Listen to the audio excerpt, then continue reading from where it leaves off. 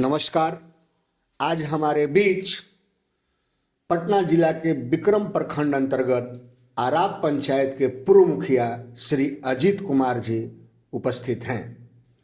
आज हमारी बातचीत आराप पंचायत की अगली उम्मीदवारी और इनकी पूर्व की जो कार्यकाल रही है उससे जुड़ी हुई विषयों को लेकर होगी। तो हमारे चैनल में आपका स्वागत है। आप से मेरा प्रश्न है कि 2026 में बिहार पंचायत चुनाव होने वाला है और 2021 के चुनाव पंचायत आप बुरी तरीके से हारे, तो क्या उस हार के बाद आपका हौसला पस्त है या 2026 में आप फिर से अपनी उम्मीदवारी को देखते हैं या चुनाव लड़ने के लिए तैयार हैं? सबसे पहले तो आपके चैनल को धन्यवाद जो आप हमें आमंत्रित किए और हमसे हमारे पंचायत के विषय पर जानकारी के लिए संवाद स्थापन कर रहे हैं। मैं आपकी बात से सहमत हूं, लेकिन एक बात मुझे बुरी लगी। मैं बुरी तरह से पंचायत चुनाव नहीं हारा हूं, मैं पंचायत स्लिप किया हूं, क्योंकि मुझे पूर्ण उम्मीद था कि मैं चुनाव जीतूंगा, लेकिन मैंने स्लिप किया है। 133 वोट से मैं चुनाव हारा हूं।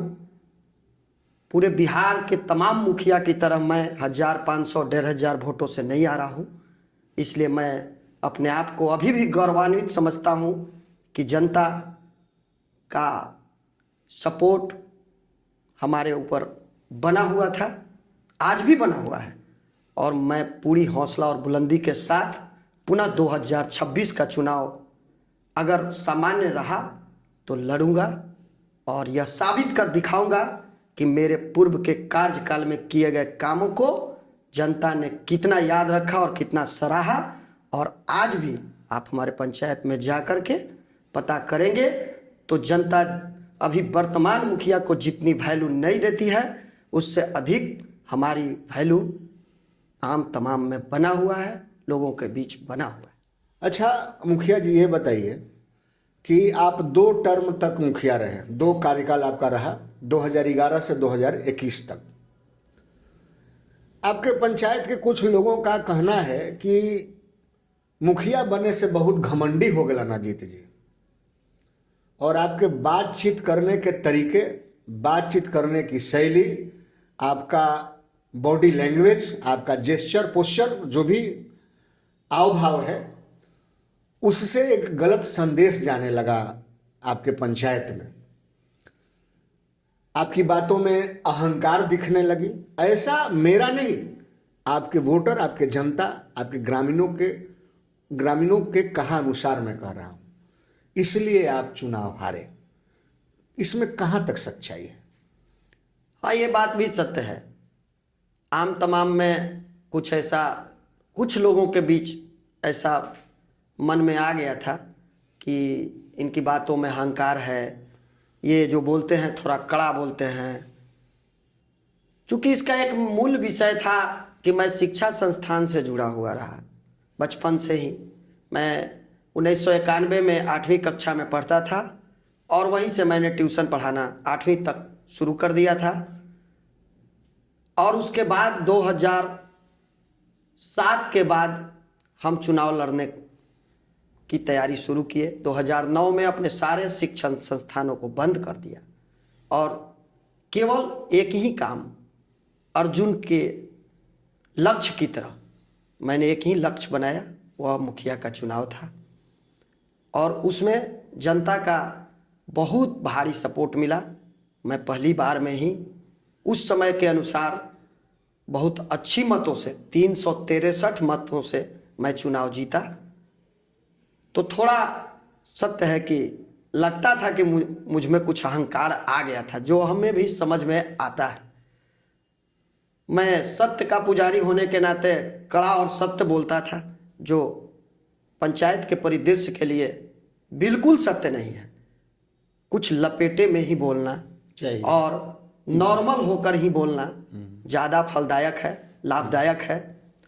जो यह ज्ञान मुझे बाद में महसूस हुआ, धीरे धीरे चुनाव हारने के बाद ज़्यादा महसूस हुआ,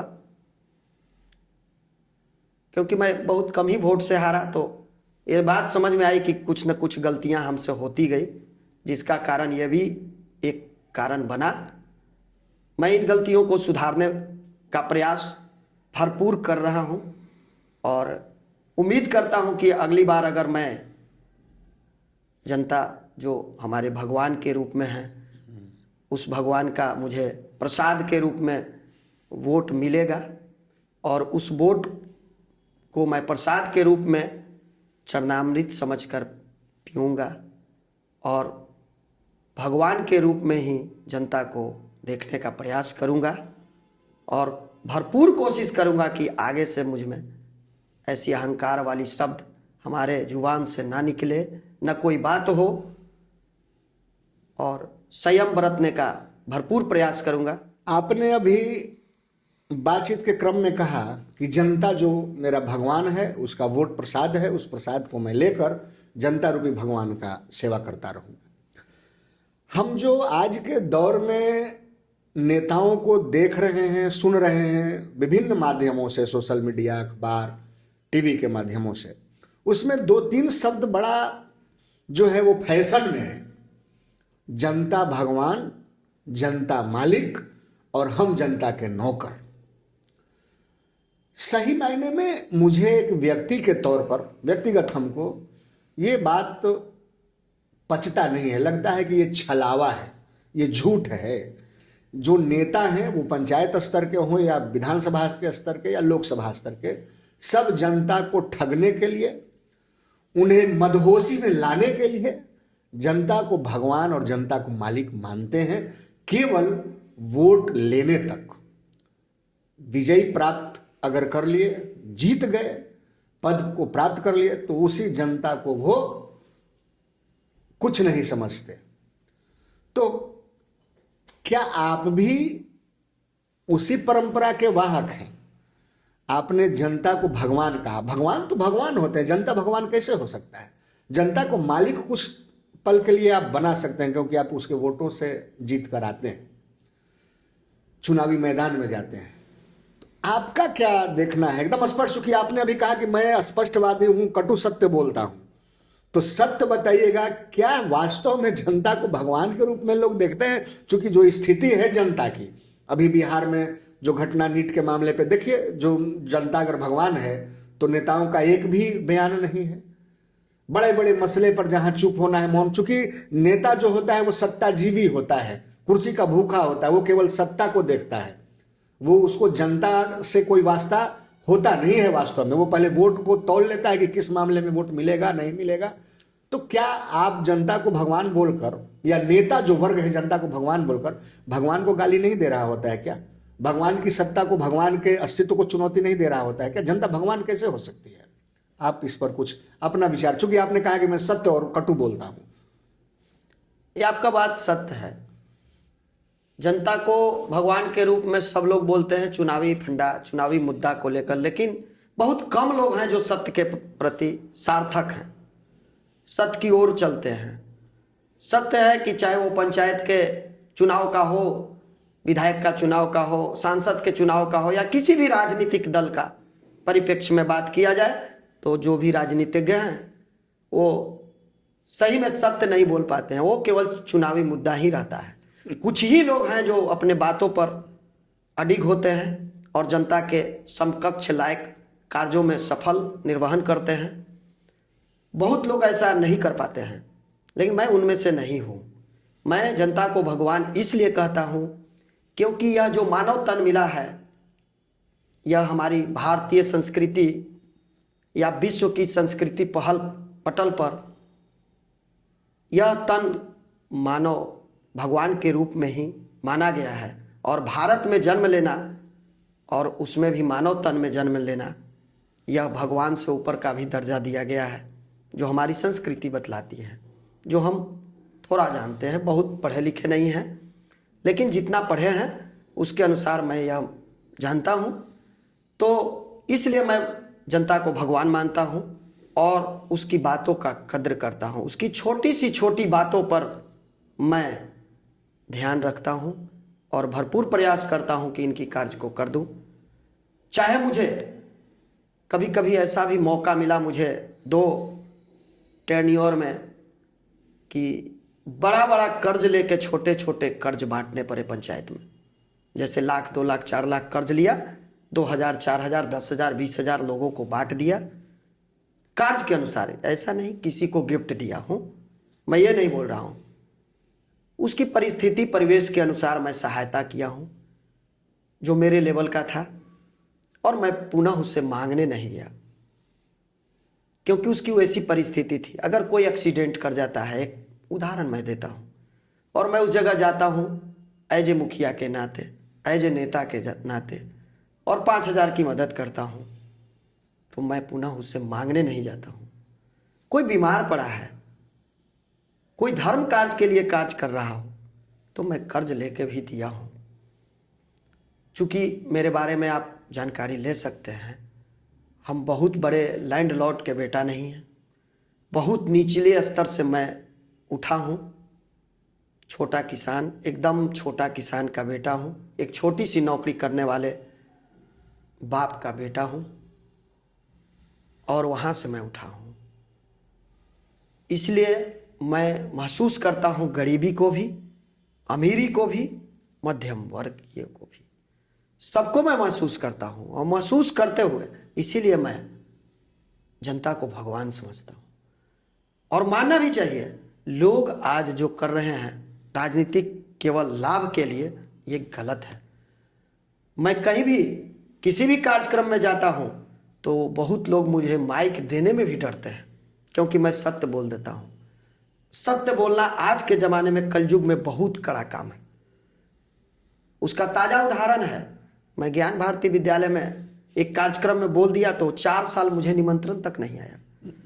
भाजपा का एक प्रखंड कार्यालय में एक आयोजन हुआ था, मैंने भाजपा के ही शिकायत किया कि जब आप सत्ता में रहते हैं तो इस बात को भूल जाते हैं, और जब आप सत्ता की झनक में आते हैं तो सारी बातों को याद करते हैं, तो ये गलत है।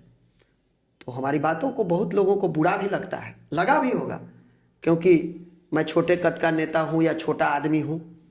लेकिन मैं यह सबक और यह जो बात बोलता हूँ, सत्य जो बोलता हूँ, यह गलत नहीं बोलता हूँ। उनको सीखने के लिए और समझने के लिए बोलता हूँ कि आप ये गलती करते हैं, चाहे वो कोई हो, विधायक हो, मंत्री हो, उनको समझना चाहिए कि ये जनता जो है सही में भगवान का रूप है। अगर मंत्री जी आप मंत्री हैं तो पहले आप विधायक बने हैं, तो विधायक तब बने हैं जब जनता ने आपको वोट दिया है। अगर वोट नहीं देता तो लड़ने वाले तो कई होते हैं, तो फिर आपको भगवान रूपी दर्जा के रूप में लाया, तभी तो आपका नाम चारों ओर प्रदर्शित है, आप मंत्री बने हैं। मंत्री का झनक होना चाहिए, हनक होना चाहिए, लेकिन जनता का जो कार्य है वो भी होना चाहिए। आप जब 2011 में पहली बार मुखिया बने तो उस समय के विक्रम प्रखंड के सबसे कम उम्र के मुखिया में आपकी पहचान थी, तो उसका हनक भी था, और कोई भी पैरवी के लिए आप बेधड़क थाने में और प्रखंड मुख्यालय में चले जाते थे। इसका दंश भी आपको झेलना पड़ा। एक घटनाक्रम शायद हुई थी जिसमें कोई विषय को लेकर आप विक्रम थाने में गए थे, तो वहाँ के एसएचओ यानी थाना प्रभारी ने आपको कुछ अपशब्द कह दिया था, तो आपने उसे बुरा माना। और चूंकि कहा जाता है कि उस समय के तत्कालीन विधायक का वरद हस्त आपको प्राप्त था, तो उस नाते भी आप थाना प्रभारी से जो है वो उलझ गए। वो क्या घटनाक्रम है, क्या उसमें क्या हुआ था, अगर आप बता सकें, अगर आपको डर नहीं हो थाने और पुलिस से, तो आप बता सकते हैं। उस समय का घटना हुआ था कि हमारे एक फुफ्फा का ज़मीन है, जिसमें मेरे ही गांव में, जिसमें एक सेवक के रूप में कुन्नू राम को रखा गया था, रूम दे करके बनवा करके। तो उसी क्रम में एक हमारे गांव के ही एक नेता हैं, नाम लेना अच्छा नहीं लगेगा, उनसे हमारे भाई को इस विषय पर कुछ तीखी बहस हो गई थी। जो वह तीखी बहस का कारण यह बना कि जो नेताजी वो हैं, वो भी चुनाव लड़ते हैं हमारे साथ पंचायत में, और अच्छा है, शालीन भी है, ऐसा नहीं है हमसे कोई अब झगड़ा भी नहीं है, बातचीत भी होती है, अच्छा संबंध भी रहता है। लेकिन उस समय का परिदृश्य ऐसा हुआ जो हो गया, नहीं होना चाहिए था। वो जा कर के थाना प्रभारी के यहाँ केस कर दिया। हमें थाना प्रभारी के यहाँ से माध्यम से सूचना आया। मैं उस दिन टूर पे निकला था बाहर के लिए, मैं बिहियाँ से वापस आया, हम 4 लोग साथ में थे। गांव पे आया तो और गांव से भी 2-4-10 लोग साथ चले गए, क्योंकि मैं पहली बार मुखिया बना था। बहुत लोग जन समर्थन में किसी भी बात को लेकर के रहा करते थे, ये नहीं कि झगड़ा करने के उद्देश्य से, माने ऐसे ही सुरक्षा के उद्देश्य से या जो भी। हम 4-5 लोग थाने में जो ही प्रवेश किए, गेट के पास ही एसओचओ का आवास हुआ करता था। जाते ही उन्होंने अपशब्द बात, जिसको गाली कहते हैं देहाती भाषा में, इस्तेमाल किया। मुखिया हो गए हो तो अहंकार या गाली देते हुए बोलना अच्छा नहीं लगता। मुझे यह बर्दाश्त नहीं हुई, चूँकि मैंने अपने जीवन में बचपन से ही शिक्षा संस्थान से जुड़ कर के कार्य किया, तो कभी गाली सुनने का या गाली देने का काम मैं नहीं किया हूँ, नहीं करता था। हमें बहुत बुरा लगा, इसलिए हम लोगों ने जन आक्रोश कर दिया। और जन आक्रोश करके, और उस समय के विधायक जो वर्तमान थे अनिल जी, और उस समय के हमारे सांसद थे रामकृपाल यादव जी, सच में उन दोनों का बहुत सहयोग मिला। और हमारी आत्मा को जो ठेस पहुंची, उस ठेस को दूर करने में उन लोगों का बहुत बड़ा सहयोग है। हमने एसएसपी के यहाँ जाकर के सारी घटनाक्रम को बताया और 24 घंटे के अंदर उनको लाइन हाजिर करवाया, क्योंकि मुझे जानकारी मिल चुकी थी कि इनका यह आदत है कि शाम में, और नशा के आदी थे, उस समय नशा बंद भी नहीं हुआ था हमारे राज्य में, और नशा के आदी थे, और नशा के हनक में और पावर की सनक में वो कई लोगों को गाली दे चुके थे। ये बात भी हमारे दिमाग पर खल गया, क्योंकि मैं एक जनप्रतिनिधि था। तो जनप्रतिनिधि समाज के लिए होता है, समाज की भावना को भी कद्र करना हमारी नैतिक जिम्मेदारी है। इस नाते मैं अच्छा और उचित यही समझा, और उस समय के जितने भी जनप्रतिनिधि थे विक्रम प्रखंड के, सबका भरपूर सहयोग मिला। जाने माने मानिंदों का भी बहुत सहयोग मिला। मैं आज भी दिल से धन्यवाद करता हूं सबको। उसका अभी केस का दंश मैं झेल भी रहा हूं, लेकिन खैर कोई बात नहीं। जो मैंने किया वो बहुत अच्छा किया, होना चाहिए समाज में इस तरह का, क्योंकि समाज आपको जनप्रतिनिधि बनाया है, यानी आपको अपने से तो बेहतर बनाया है। तो अपने से बेहतर अगर बनाया है तो आप जनता से बेहतर कार्य करके दिखाएंगे, तब तो बेहतर रहेंगे। तो इसलिए मैंने जो किया वो गलत नहीं किया, अच्छा किया, मुझे कोई अफसोस नहीं है। आगे भी अगर मौका मिला तो मैं ऐसा ज़रूर करूँगा। मैं आज भी इस चैनल के माध्यम से बोलता हूँ कि समाज हित में अगर कोई कार्य करना होगा तो मैं बढ़ चढ़ के हिस्सा लूँगा, कहीं भी कभी भी। चलिए, आप हमारे चैनल सोच और खोज में आए, अपना बहुमूल्य समय दिया और सारी बातें बेबाकी से कही, इसके लिए आपका आभार मैं व्यक्त करता हूँ। आपके भी इस चैनल के माध्यम से आपको धन्यवाद, प्रणाम, और आम तमाम जो भी इसको देखेंगे उन सभी को भी धन्यवाद, प्रणाम। मेरे पंचायत के भगवान रूपी जनता मालिक को भी धन्यवाद, प्रणाम। मेरे बिहार के वासियों को प्रणाम, भारतवासियों को प्रणाम।